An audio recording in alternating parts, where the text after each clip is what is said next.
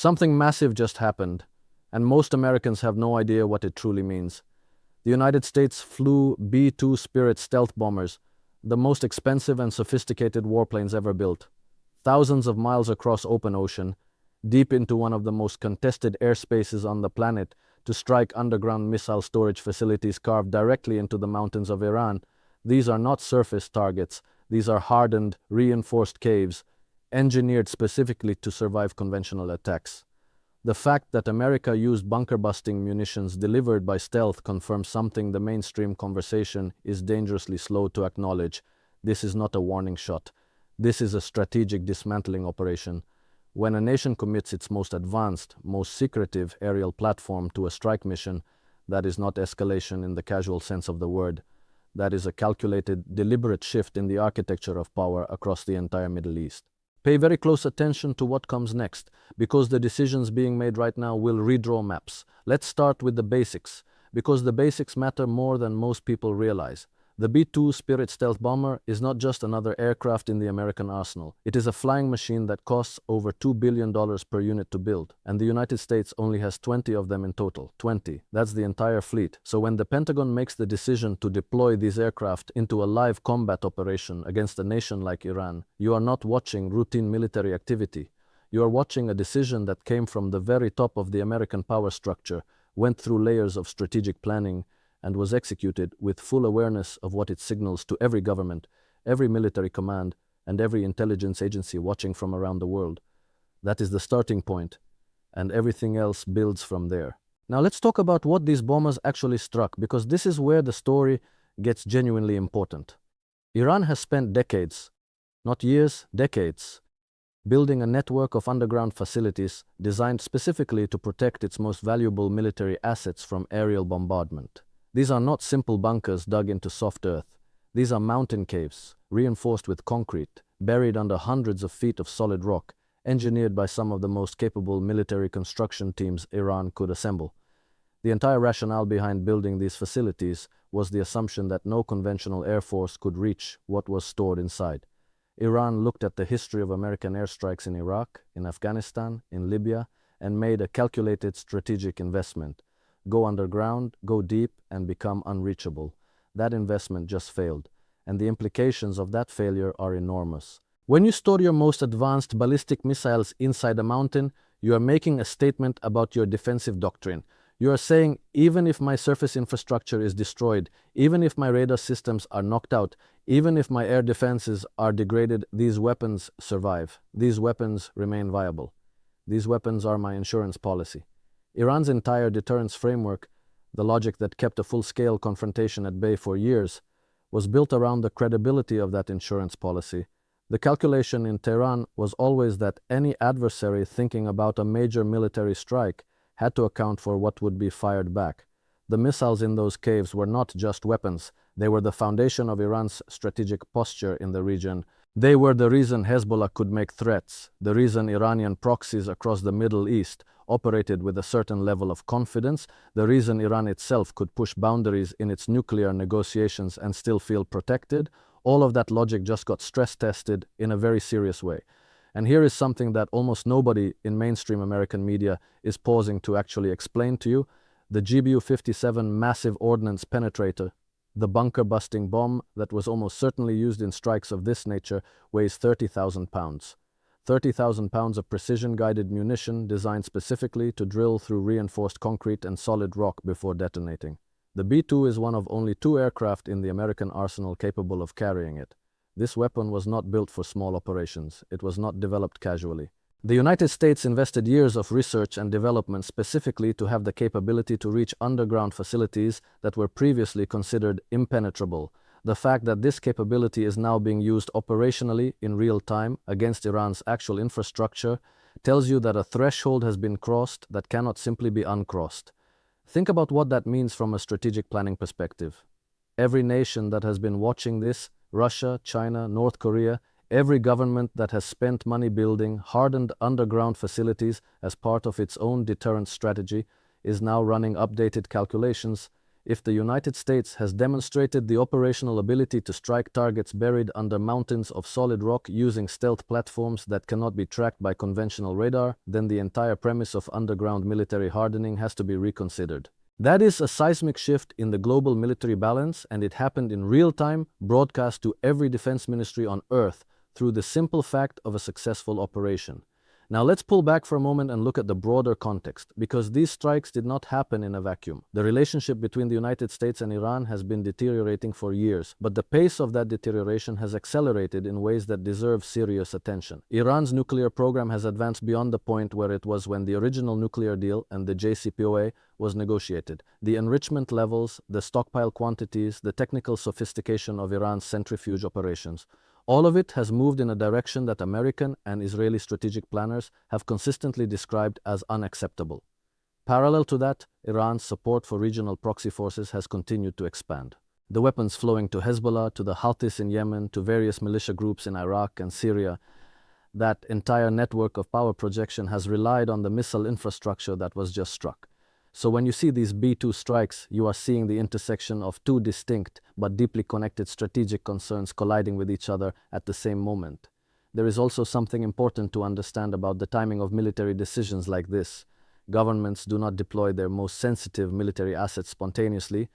The planning for an operation involving B-2 bombers, bunker-busting munitions, and hardened underground targets in Iran is not something that happens over a weekend. The intelligence preparation alone, the satellite reconnaissance, the signals intelligence, the analysis of underground facility layouts, the assessment of air defense systems, the calculation of flight routes and refueling operations, all of that takes months, possibly longer. Which means the decision to be ready to execute this kind of strike was made well before the public saw any evidence of it.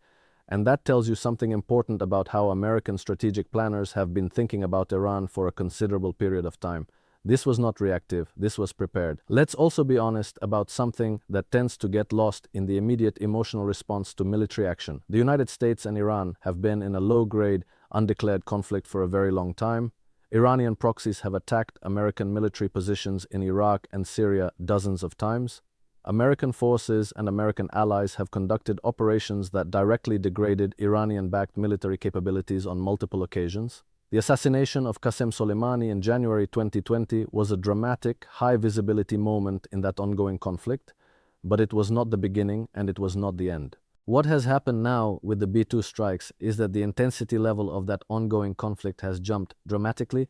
The use of stealth bombers against hardened targets inside or near Iranian territory is qualitatively different from drone strikes, from proxy skirmishes, from targeted assassinations. It represents an escalation of a kind that changes the fundamental nature of the confrontation, and now we have to think about what Iran does next, because that is the question that actually determines where this goes. Iran has several options, and none of them are simple. It can absorb the strikes and attempt to project strength through public statements while quietly assessing the actual damage and beginning reconstruction efforts.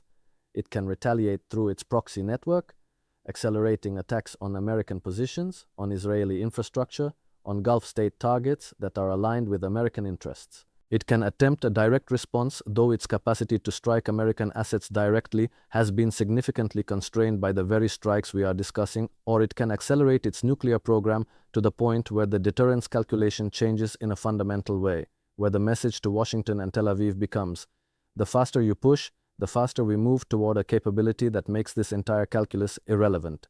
Each of those options carries enormous risks. And the people making those decisions in Tehran are not irrational. They are operating under extreme pressure with degraded capabilities in front of a domestic audience that has its own expectations and its own political dynamics.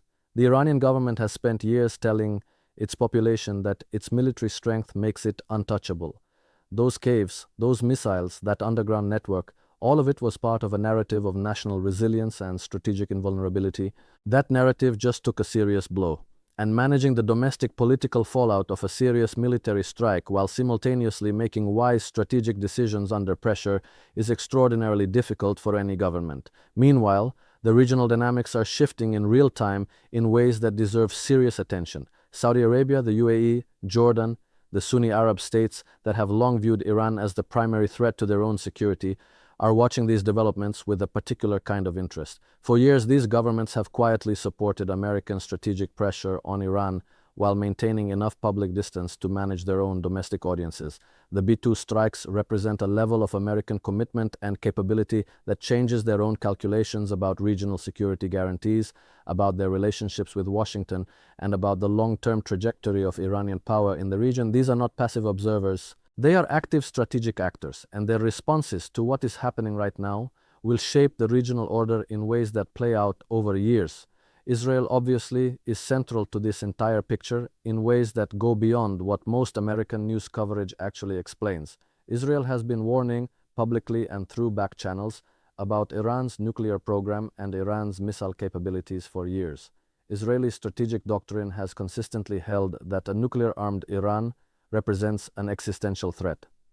The strikes we are discussing align directly with Israeli strategic interests, and the level of intelligence and operational coordination that would have been required to identify and strike hardened underground facilities of this kind almost certainly involved Israeli intelligence assets in meaningful ways. This is not a solo American operation in the full sense of the word. It is an operation that reflects the deep military and intelligence integration between Washington and Tel Aviv, and understanding that integration is essential to understanding why these strikes happened and what they mean going forward. Now let's talk about the global economic dimension, because wars are never just military events. They are economic events, they are financial events, and the consequences radiate outward in ways that affect ordinary people far from the battlefield. Iran sits on enormous oil and gas reserves. The Strait of Hormuz, the narrow waterway through which roughly 20% of the world's oil supply passes, is Iran's most powerful potential economic weapon. Any escalation that moves toward Iranian threats against shipping in the strait, or actual attacks on tankers, or Gulf state oil infrastructure, immediately translates into global oil price spikes that hit consumers everywhere. The American economy, which is already navigating inflationary pressures and a complex interest rate environment, does not need an oil shock layered on top of existing challenges. And yet, the strategic logic that drove the B-2 strikes operated on a timeline and a set of priorities that placed the military objective above the economic risk calculation. That is a significant choice, and it will have consequences that show up in ways that seem disconnected from a military strike but are directly related. There is also a broader geopolitical dimension that involves Russia and China in ways that are genuinely complicated. Both Moscow and Beijing have maintained relationships with Tehran that serve their own strategic interests. Russia has been a supplier of advanced air defense systems to Iran.